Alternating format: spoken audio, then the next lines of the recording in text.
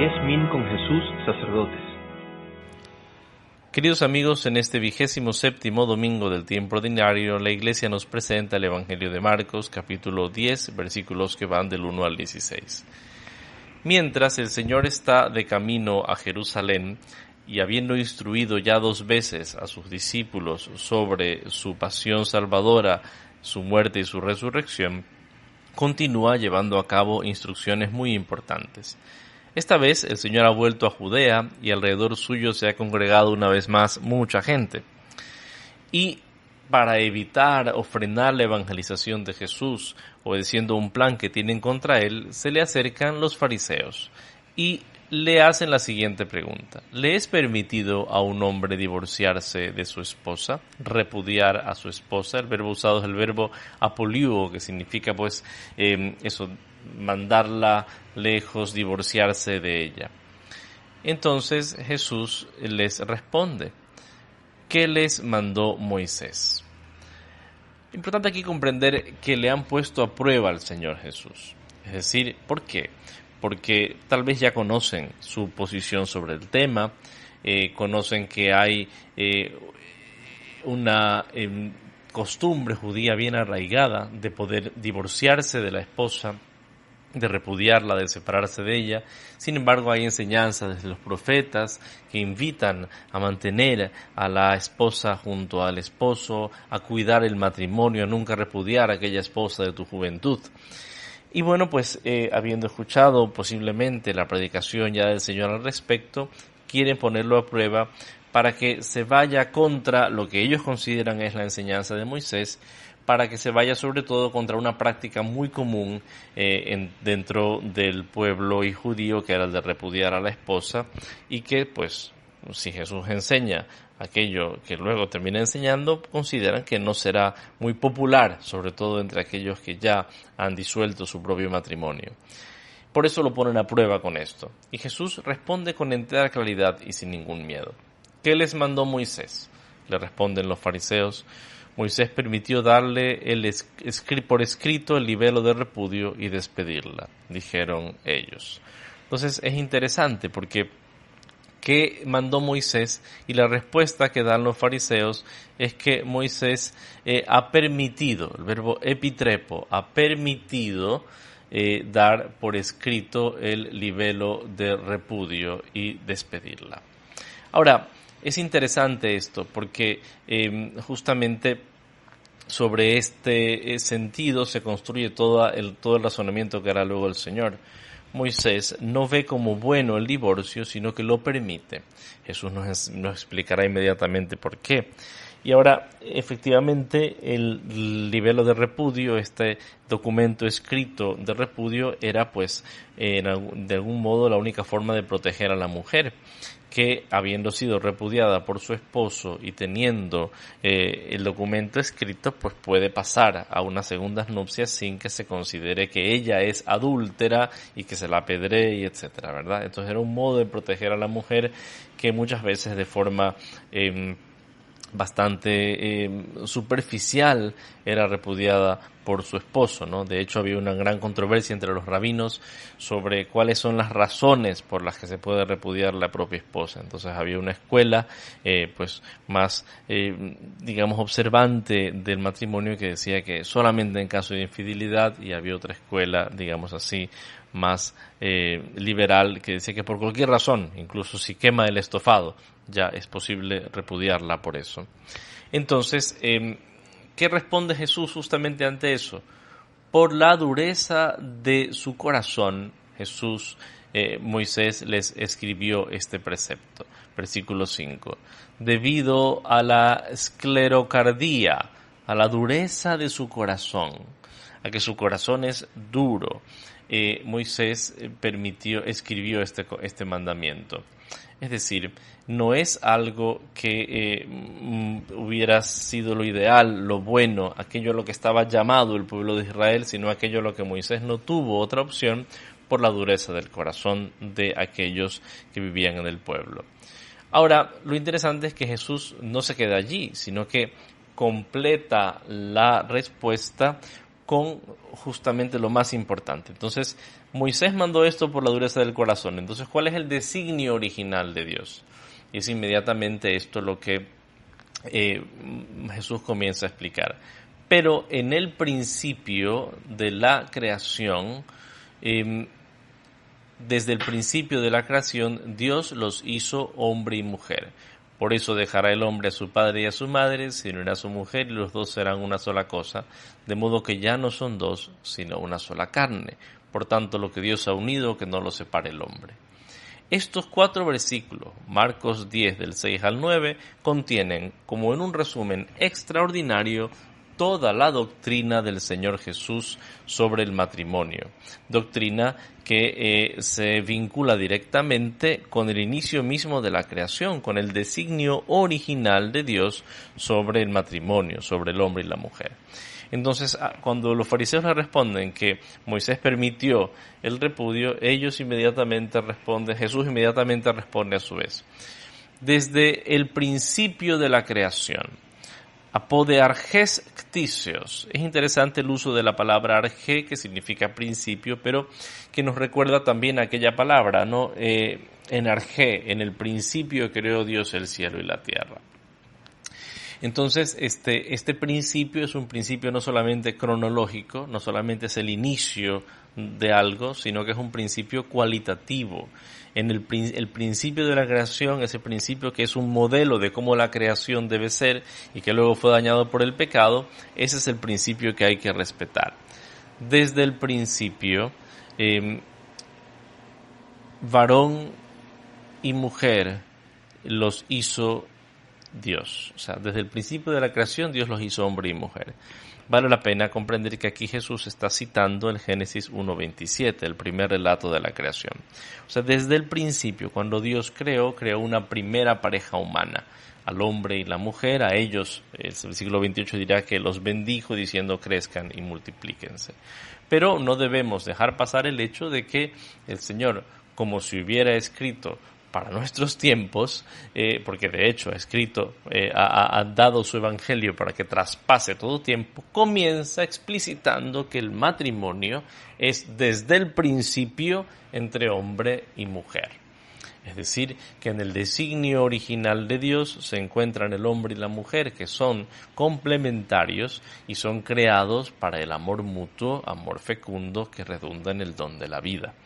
Por eso el matrimonio en la creación, en la visión de Dios, en el principio que norma toda la existencia humana, no es simplemente la unión entre dos personas indistintamente de su sexo, de su orientación sexual, no, es la unión del hombre y la mujer. Y continúa esta idea, es muy bello porque Jesús cita el Génesis 1:27 en el versículo 6 y en el versículo 7 cita el segundo relato de la creación, Génesis 2:4 en adelante. Y tiene esta frase que de por sí sola bastaría para un comentario larguísimo, ¿no? Por eso dejará el hombre a su padre y a su madre y se unirá a su mujer. Y serán los dos una sola carne.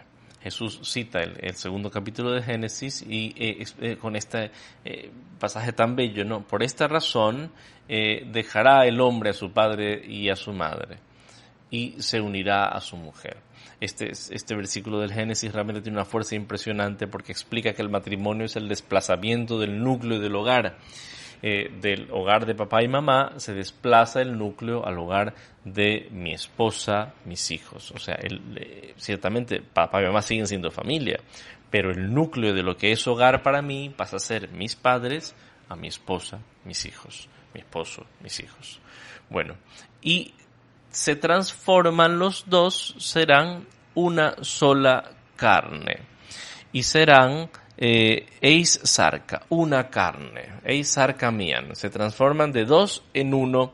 Esta unión hace que de modo moral, digamos así, dos personas separadas se transformen en una sola carne, en una unidad que se ha dado del amor de dos, como dos se entregan mutuamente, se transforman en uno. Y eso es el matrimonio, hombre y mujer, que se transforman en un solo principio.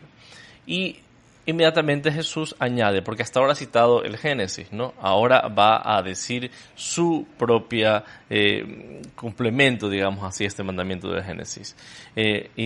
Comienza con la conjunción oste, por lo tanto, de modo que ya no son dos, sino uno solo. Primer comentario. Versículo 9. Encontramos con otra conjunción, la conjunción un, que también es como de consecuencia. Por lo tanto, lo que Dios ha unido, o theos synekzeuxen, lo que Dios ha unido, o lo que Dios ha puesto juntos, este verbo synekzeuxen quiere decir, pues efectivamente, poner junto, ¿no? O sea, lograr unir de modo que se crean juntas estas dos cosas, ¿verdad? Por eso qué importante que es comprender este verbo, ¿no? O sea, los dos se unen definitivamente en un mismo yugo. Es una manera de entender esto también, ¿verdad? O sea, dos personas se unen definitivamente bajo un mismo yugo, ¿no? Es decir, bajo una misma realidad, bajo un mismo proyecto. Entonces, lo que Dios ha unido, anthropos me horitzeto, que el hombre no lo separe, no lo rompa, porque es Dios quien lo ha unido. Entonces, muchas veces al escuchar esto, ponemos nuestra énfasis en la segunda parte de la frase, ¿no? Que el hombre no lo separe. Y está bien, porque es verdad, el hombre no lo debe separar. Pero debemos recordar también la fuerza de la primera parte de la frase. Por lo tanto, aquello que Dios ha unido, que no lo separe el hombre. Lo que está diciendo Jesús es que cuando hombre y mujer se unen en legítimo matrimonio, en ese caso, pues, es Dios quien los une. No se unen solamente ellos, ciertamente son ellos quienes deciden unirse, haciendo gala de su libertad, pero es Dios quien realiza la unión. Por lo tanto, es una unión bien hecha, una unión que tiene fuerza para durar, y por eso el hombre no lo puede separar. Esto no es, como muchas veces se presenta, ¿no?, una condena, ¿no? Ya, perdón por la expresión, la gente dice, ya te fregaste, ¿no?, para siempre, ya no te puedes separar. Es un don, el don de un amor indestructible. Dios da a los esposos el don de amarse para toda la vida. Y esto es tan importante que se reafirma con una entrevista, digamos así, a solas con los discípulos. Una vez en casa, los discípulos, ciertamente asombrados, le vuelven a preguntar, ¿no? Diciendo, Señor, ¿no se te pasó la mano? ¿No estarás confundido con esto de que el matrimonio es para siempre? Y Jesús les reafirma con toda claridad en el versículo 11 y 12. Cualquiera que repudie a su mujer y se case con otra, comete adulterio contra aquella.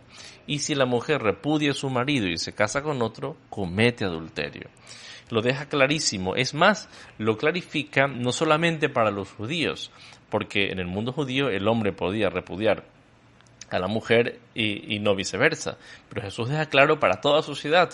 También la mujer que repudia al marido y se casa con otro comete adulterio. Y así deja claro el Señor que el matrimonio es solamente uno, y que es uno con una por toda la vida, que por lo tanto no está dentro del marco de lo que Dios quiere para el hombre una segunda unión después de un matrimonio legítimamente contraído.